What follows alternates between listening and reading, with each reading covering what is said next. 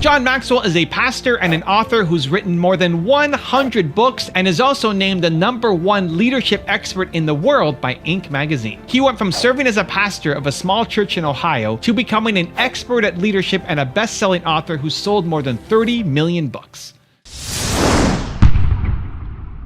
Need motivation? Watch a top 10 with Believe Nation. Top 10, I got a top 10. Got my motivation high for my top 10. Gotta learn from the wise women and men. All my life, like na na na na. For my top 10, top 10, na na na na. This one's for my top 10. Hey, it's Evan Carmichael, and I make these videos because you are probably the most ambitious person in your circle, but you know you're capable of more, and you get that push by surrounding yourself with the best. So today, let's learn from one of the best, John Maxwell, and my take on his top 10 rules of success. Enjoy. Okay, let's kick it off with rule number 1. Know your strengths. One day I realized that when you counsel people, you work on their weaknesses. And when you equip people, you work on their strengths. Oh, that's good. Oh. And the moment I went from working on weaknesses to working on strengths, I was a rock star with strengths. Because you show me your strength and I'm going to give you a game plan and let's get going, because I'm a natural equipper, not a natural counselor. Yes. Nothing wrong with counseling, it's just not my gift. You with me? And what did they teach me in college? They taught me how to administrate. Yeah. So I'm in my, I've got my little country church, I'm doing administration. Well, there's no return there. I mean, my gosh. And one day I'm waking up and I'm saying, wait a minute, this isn't working. I got to go get me some volunteers to do this administration so I can get back. And so it's trial and error. And sometimes I think we go to people like, Ed, if I'm trying to find out my strengths and you and I know each other really well, I may come to you and say, okay, well, talk to me. What do I do well? Yes. Sometimes we don't understand our own strengths, and it takes somebody that really is a good friend that knows us well that can say, well, I think you're really good in this area, but you got to find them.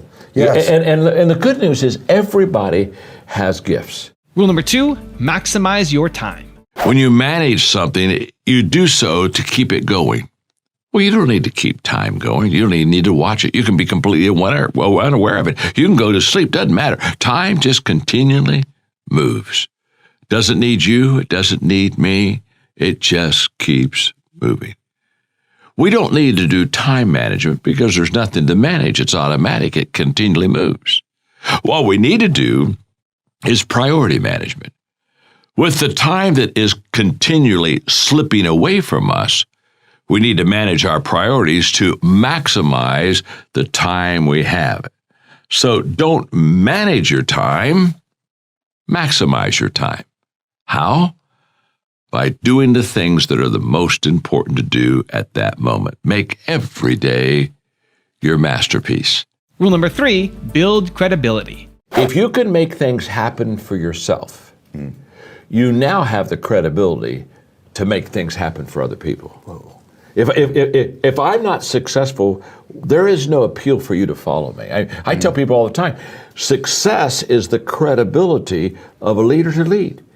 Because you think about it, no one ever got, nobody ever said, oh my gosh, I'm financially in deep weeds. Oh my gosh, I think I'm going to call my buddy Joe. He's been bankrupt 3 times. Right, hey Joe, right. No, you don't follow Joe. Joe's been bankrupt 3 times. You got to go find somebody that's successful with money. I'm going to get a divorce. Oh my gosh, I'm going to call Jack. He's been divorced 4 times. Right. Jack, help me with my marriage. You see, people, when they need help, the first thing they think about is who is better than me that I can follow. And so the credibility of a leader as far as to lead is that they're successful. If I'm successful, I say, hey, I'd want to join my team. Well, of course. If LeBron James was in the room right now, LeBron says, we're going to play a little basketball. Right. And LeBron says, I'll pick, and then John will pick. Well, when LeBron's there, you've got your hand up and say, LeBron, pick me, because you're going to win if you get LeBron. Right. And every time I'm getting ready to pick, you're diving behind the chair. It's a fact. You don't want to be on my team. You're going to lose on my team. And so what I tell people all the time is that the first thing you've got to do is you got to get good yourself. Why would I ever think that I should lead somebody if I'm not any good at it? Rule number 4, focus. What I discovered about focusing in on a goal or something you want to accomplish is that the moment that you focus in on what you want to do, that's when you begin to have energy to do it. A distracted person lacks energy. And when they get to the thing they need to be focusing in on, they don't have the energy to give. But when a person says, no, this is the one thing I'm going to do, and they set their mind to it, they set their eyes on it, and they set their hand to do it, all of a sudden, energy begins to fill their life. Why? Because what you focus on, what you concentrate on, what you desire to accomplish, once your eyes are fixed on that, it begins to energize you, and you begin to see the possibility of making it happen. Also, if you want to have more confidence, check out my 254 series. It's free. The link to join is in the description below. I've never met a person who was not successful that didn't have a great amount of self-discipline within their life. Rule number 5, have a growth mindset. I think there are people who would be born with what I would call leadership leanings. They would have a tendency to lean or be gifted in that area, just like somebody's gifted in music or whatever. So I think that starts it, and I think I have that. But then I grew up in a leader's home. In fact, my father is 98, still living. Whoa. And in fact, until 2 years ago, was still working full time and was a terrific leader. So I grew up in a culture and environment of leadership. And so when I look at myself where I am today, so much of it was caught from not only my father, but I've had great mentors throughout my life.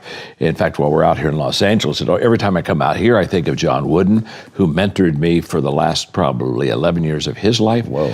And in fact, when you talked about the sometimes you win, sometimes you learn, he did the foreword on that book. And he just loved the idea of how to get back up after you fail. So when you look at my home background, the leadership experiences that I had, because a person learns to lead by practicing leadership. And at a very early age, I was practicing leadership. And so it all comes together. And then when I began to realize everything rises and falls on leadership, I became really intentional, Tom, of developing my leadership skills.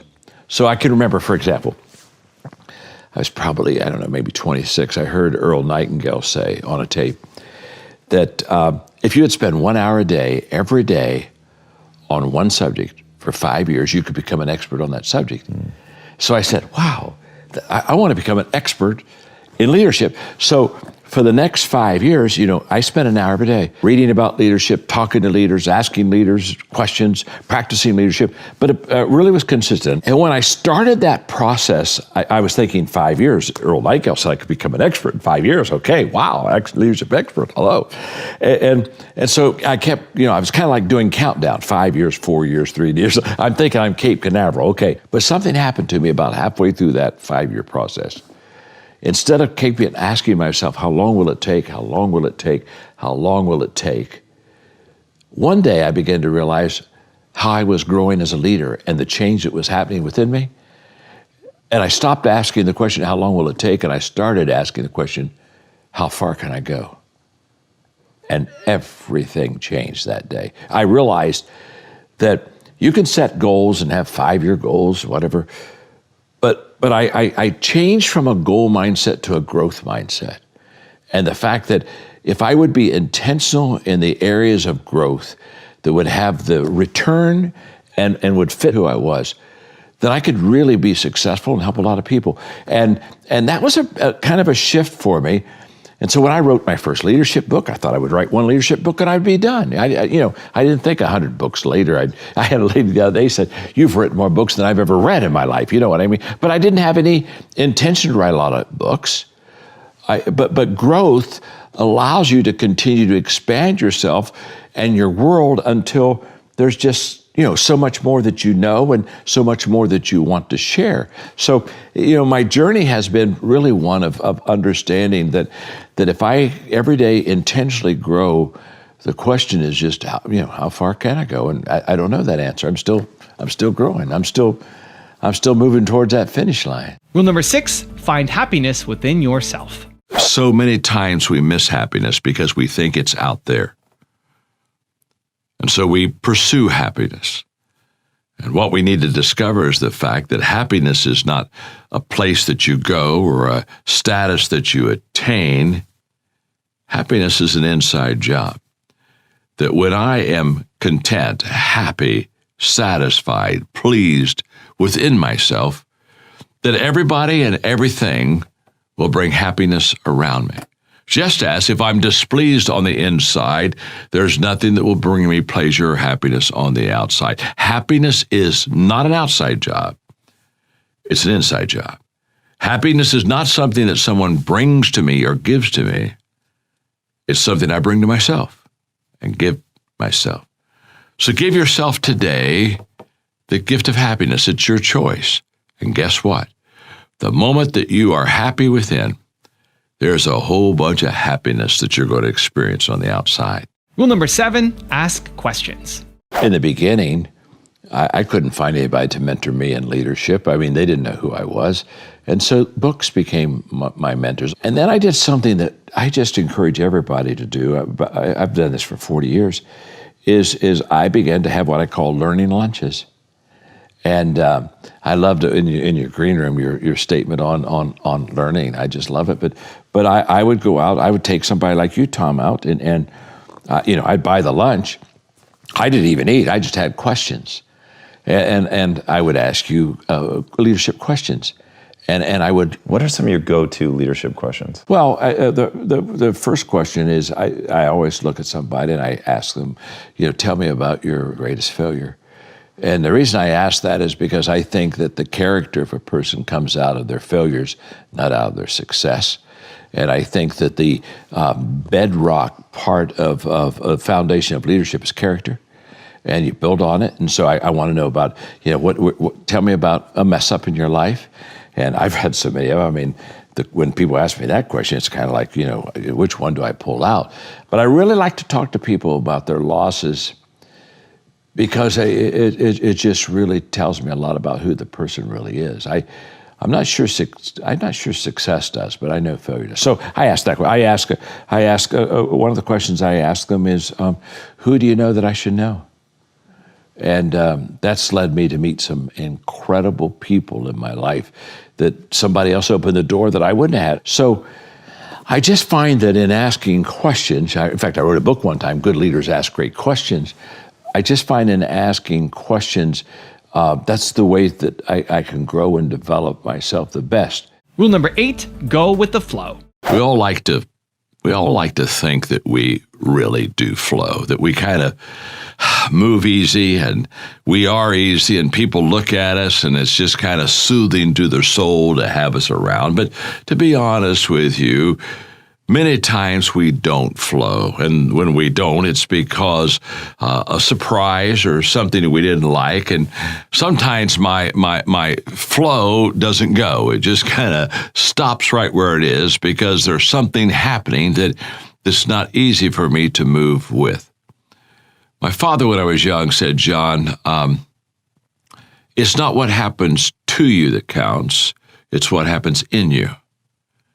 You're going to have a lot of things happen to you that aren't good, but if your attitude and spirit is right, you can keep going, you can keep flowing.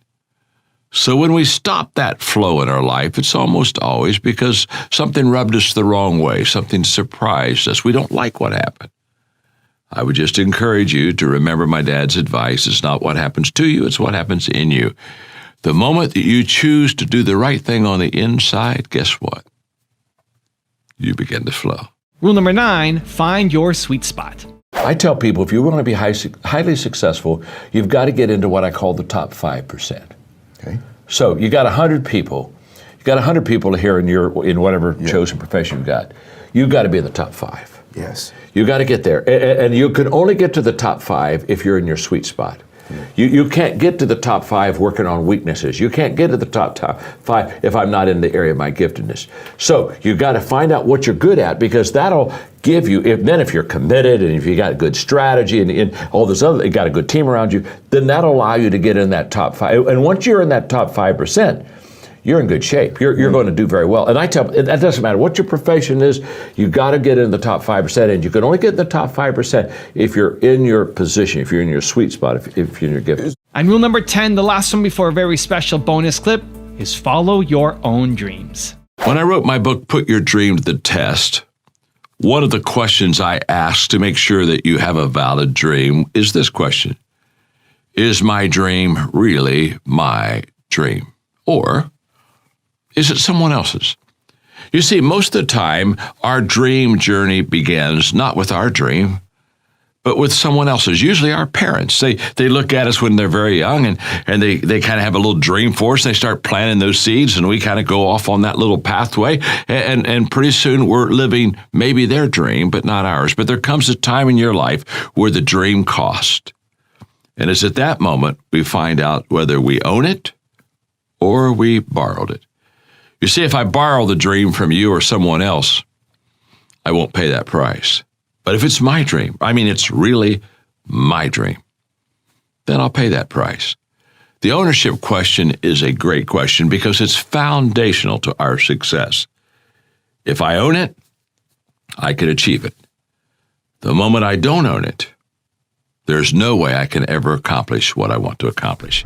Now I've got a really special bonus clip that I think you're going to enjoy. But before that, it's time for the question of the day. I want to know, what was your single biggest takeaway from this video, and what are you going to do to take action on it this week? When you write down what day, what time, and what place you're going to take action on something, you have a 91% chance of following through versus just 35% if you got motivated but never wrote down a plan. And when you share your plan and have public accountability, it raises your chances of following through even higher. So that's what I want to do today for you guys. You watch this video. What was your single biggest takeaway, and what is your plan to take action on it this week? Let me know. Put it down in the comments below. You're in the people business. You tell a really great story about how one of your leaders had walked by a group of people and not said anything, and you taught him, that was a real missed opportunity. And then when you came in today, you literally went to each person and introduced yourself. What is that power of connection? Well, I think, first of all, it's valuing people. You have an incredible work here, and every person here in this studio makes it happen. And one is too small of a number to achieve greatness. And the moment that you understand that the people that you have around you, they're either your number one asset, or, to be honest with you, they can be your number one liability. But the moment that you understand that and begin to value people, I think that is what creates the connection. Because the moment that, I think we all know, don't you, Tom, don't you think when a person values you and when a person doesn't value you? And so I think that giving value to people and expressing that to them is the common ground that builds relationships. And so, when I came in the studio, I wanted to meet everybody because you've got an incredible, successful program, and I want to meet the people who help you be who you are.